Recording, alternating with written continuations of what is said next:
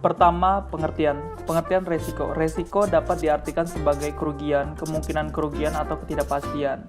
Sedangkan pengendalian adalah salah satu fungsi manajemen yang merupakan pengukuran dan koreksi semua kegiatan di dalam rangka memastikan bahwa tujuan dan rencana perusahaan dapat terlaksana dengan baik. Jadi, pengertian pengendalian resiko adalah suatu proses yang dilakukan manajer setelah mengidentifikasi, pengukuran, dan koreksi atas semua kegiatan yang berpotensi menghasilkan resiko atau kerugian dalam rangka memastikan bahwa tujuan-tujuan dan rencana-rencana organisasi atau perusahaan dapat terlaksana dengan baik.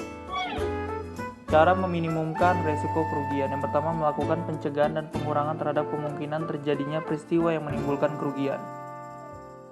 Yang kedua, melakukan retensi, mentolerir, membiarkan terjadinya kerugian, dan untuk mencegah tergantungnya operasi perusahaan akibat kerugian tersebut, disediakan sejumlah dana untuk menanggulanginya. Yang ketiga, melakukan pengendalian terhadap resiko, dan yang keempat, mengalihkan atau memindahkan resiko kepada pihak lain. Metode pengendalian resiko ada dua pendekatan. Yang pertama, melalui pendekatan penanganan resiko, dan yang kedua, melalui pendekatan pembiayaan resiko. Metode dalam pendekatan penanganan risiko. Yang pertama, menghindari risiko. Dan yang kedua, mengendalikan kerugian atau loss controlling. Yang ketiga ada pemisahan atau risk reduction. Dan yang keempat ada kombinasi atau pooling.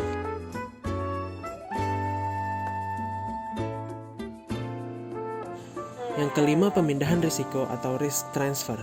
Dapat dilakukan dengan dua cara, yaitu yang pertama, harta yang dipindahkan kepada pihak lain, dan yang kedua, risikonya yang dipindahkan kepada pihak lain. Dan yang terakhir ada risk deferral.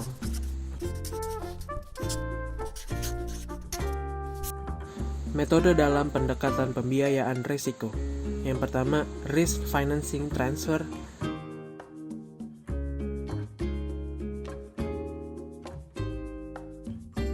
Dan yang kedua, meretensi.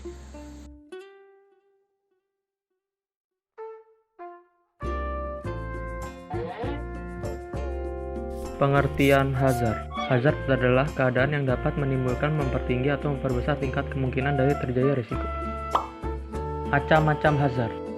Pertama, physical hazard, terkait dengan aspek fisik dari risiko yang dapat mempengaruhi munculnya suatu kerugian. Yang kedua, moral hazard, terkait dengan perilaku seseorang dengan suatu risiko.